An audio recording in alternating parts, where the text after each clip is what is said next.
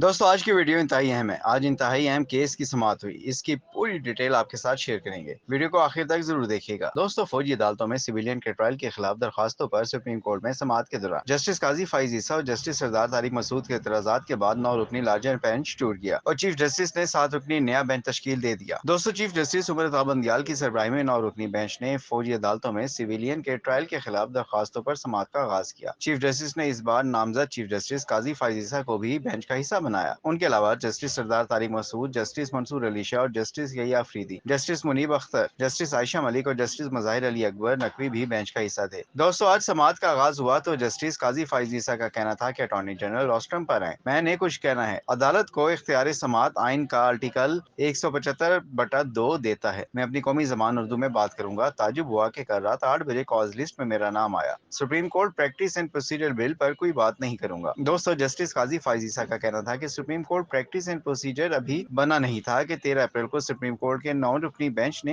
हुक्म इम्तना दिया। Supreme court ने प्रैक्टिस एंड प्रोसीजर बिल की समाअत जुलाई तक मुलतवी की। सुप्रीम कोर्ट रूल्स पढ़े क्या कहते हैं। आइन सुप्रीम कोर्ट को समाअत का इख्तियार देता है। जज का हलफ कहता है कि आइन और कानून के मुताबिक फैसला करूंगा। प्रैक्टिस एंड प्रोसीजर एक कानून है। मैं supreme court practice and procedure bill में बेंच का हिस्सा नहीं कुछ नहीं कहूंगा। उनका कहना था कि इससे पहले एक आज खुद नोटिस मेरे बेंच में समाअत के लिए मुकर्रर हुआ। मैंने अपने फैसले में कहा कि आइन के आर्टिकल 184/3 में रूल्स बनाए जाएं। उसके बाद ताजुब, दुख और सदमा हुआ कि 31 मार्च को इरशाद अली साहब ने सर्कुलर जारी किया। इरशाद अली साहब ने 31 मार्च के सर्कुलर में कहा कि सुप्रीम कोर्ट के पन्ना मार्च के हुक्म को नजरअंदाज करें। ये वक्त थी सुप्रीम कोर्ट के फैसले की। फिर सुप्रीम कोर्ट ने 6 मेंबर बेंच बनाकर सर्कुलर की तौसीक की और मेरा फैसला वापस लिया। मेरे दोस्त यकीनन मुझसे काबिल हैं, लेकिन मैं अपना ईमान पर फैसला करूंगा। दोस्तों जस्टिस काजी फाइज ईसा का कहना था कि इस 6 मेंबर बेंच में अगर नजरसानी थी तो मरकजी केस का कोई जज शामिल क्यों नहीं था। मैंने 6 मेंबर बेंच पर नोट तहरीर किया जिसे सुप्रीम कोर्ट के वेबसाइट पर अपलोड करने के बाद हटा दिया गया। चीफ जस्टिस ने 16 मई को पूछा कि क्या मैं चैम्बर वर्क करना चाहता हूं या नहीं। बताता हूं कि मैंने चैम्बर वर्क को तरजीह क्यों दी। एक कानून बनाया गया बेंचेस की तश्कील से मुतालिक। किसी पर उंगली नहीं उठा रहा, लेकिन मेरे पास ऑप्शन था कि हल्फ की पासदारी करूं या अदालती हुक्म पर बेंच में बैठूं। मेरी दानिश में कानून को मुस्तरद किया जा सकता है, मुअत्तल नहीं किया जा सकता।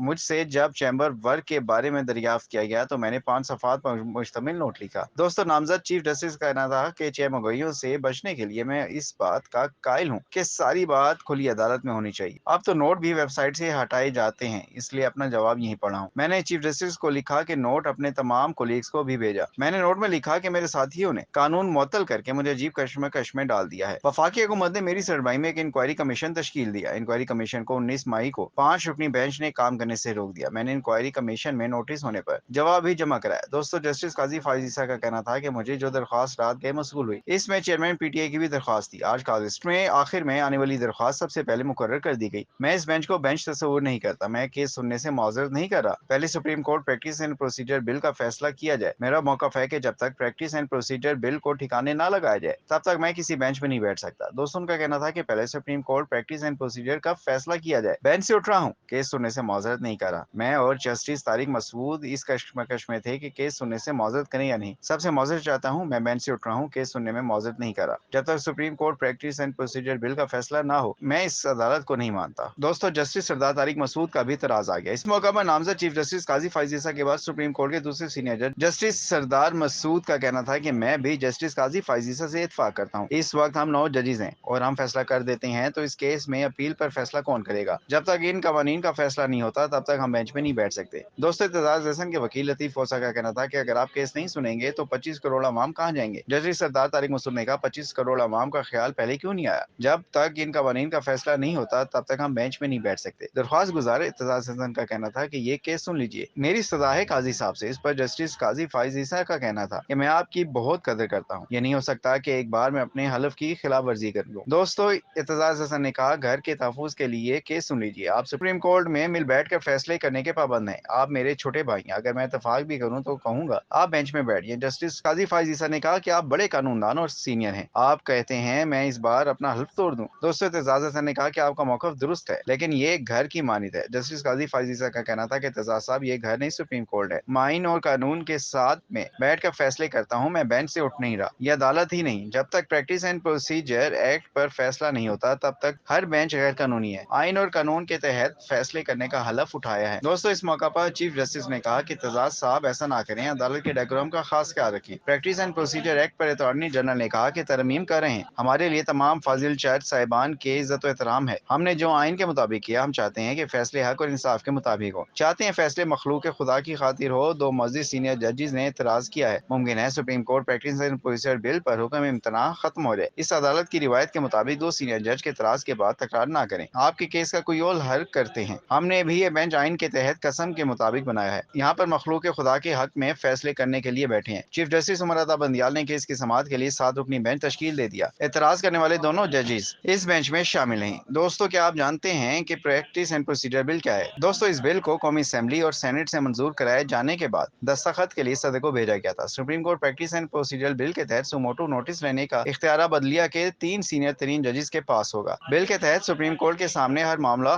اور اپیل کو کمیٹی کا تشکیل کردہ بینچ سنے اور نمٹائے گا، جبکہ کمیٹی میں چیف جسٹس اور 2 سینئر ترین ججز ہوں گے اور کمیٹی کا فیصلہ اکثریت رائے سے ہوگا۔ دوستو، آئین کے آرٹیکل 184/3 کے تحت معاملہ پہلے کمیٹی کے سامنے پیش کیا جائے گا۔ بنیادی حقوق سے متعلق عوامی اہمیت کے معاملے پر 3 یا اس سے زائد ججز کا بینچ بنایا جائے گا۔ آئین اور قانون سے متعلق کیسز میں بینچ کم از کم 5 ججز پر مشتمل ہوگا، جبکہ بینچ کے فیصلے کے 30 دن کے اندر اپیل دائر کی جا سکے گی۔ دائر اپیل 14 روز میں سماعت کے لیے مقرر ہوگی۔ زیر التوا کیسز میں بھی اپیل کا حق ہوگا۔ فریق اپیل کے لیے اپنی پسند کا وکیل رکھ سکتا ہے۔ دوستو، اس کے علاوہ ہنگامی یا بری ریلیف کے لیے درخواست دینے کے 14 روز کے اندر کیس سماعت کے لیے مقرر ہوگا۔ دوستو، یہاں ایک اور انتہائی اہم خبر آپ کو دیتے چلیں کہ فوجی عدالتوں میں سویلینز کے ٹرائل کے خلاف درخواستیں بھی ہیں۔ سابق چیف جسٹس جواد ایس خواجہ، سینئر وکیل اعتزاز احسن، کرامت علی اور چیئرمین تحریک انصاف عمران خان نے درخواستیں دائر کر رکھی ہیں۔ درخواست گزاروں نے فوجی عدالتوں میں سویلینز کے ٹرائل کو غیر آئینی قرار دینے کی استدعا کر رکھی ہے۔ دوستو، گزشتہ روز سابق چیف جسٹس جواد ایس خواجہ نے فوجی عدالتوں میں سویلینز کے ٹرائل کے خلاف درخواست وکیل عزیز چغتائی کے توسط سے دائر کی تھی، جس میں وزارت قانون، وزارت دفاع پنجاب، خیبر پختونخوا، سندھ اور بلوچستان کی صوبائی حکومتوں کو بھی فریق بنایا گیا۔ دوستو، درخواست میں موقف اپنایا گیا ہے کہ میرا مقصد کسی جماعت یا ادارے کی حمایت یا حملے کو سپورٹ کرنا نہیں، اس مقصد میں کوئی ذاتی مفاد وابستہ نہیں۔ درخواست گزار کا مقصد مجرمانہ سرگرمیوں میں ملوث مشتبہ افراد کو بری کرانا نہیں۔ موقف میں کہا گیا کہ ایک درخواست گزار ملزمان کے کسی فعل کی حمایت نہیں کرتا۔ عام شہریوں کے خلاف کیس چلانے کا فورم کرمنل کورٹس ہیں۔ کورٹ مارشل کی کارروائی صرف مسلح افواج کے اہلکاروں کے خلاف ہو سکتی ہے۔ کورٹ مارشل کا مقصد افواج میں نظم و ضبط کو برقرار رکھنا ہوتا ہے۔ فوجی عدالتوں میں اس سویلین کا ٹرائل ہو سکتا ہے جو فوج میں حاضر سروس سویلین ملازم ہو۔ دوستو، درخواست کے متن کے مطابق فوجی عدالتوں کے فیصلوں کا بنیادی حقوق پر براہ راست اثر پڑے گا۔ درخواست میں استدعا کی گئی ہے کہ عام عدالتیں ہوتے ہوئے فوجی عدالتوں کے ذریعے سویلینز کا ٹرائل غیر آئینی قرار دیا جائے اور انہیں کارروائی روکنے اور کوئی بھی حتمی فیصلہ جاری کرنے سے روکنے کا حکم دیا جائے۔ دوستو، یہاں پر یہ خیال رہے کہ جسٹس ریٹائرڈ جواد ایس خواجہ 17 اگست 2015 سے 9 ستمبر 2015 تک چیف جسٹس پاکستان رہے ہیں۔ وہ پاکستان کے 23ویں چیف جسٹس تھے۔ دوستو، ہم امید کرتے ہیں آپ کو آج کی ویڈیو پسند نہیں ہوگی۔ ویڈیو پسند ہے تو اسے لائک کریں، اس پہ کمنٹ کریں اور دوستوں کے ساتھ شیئر کریں۔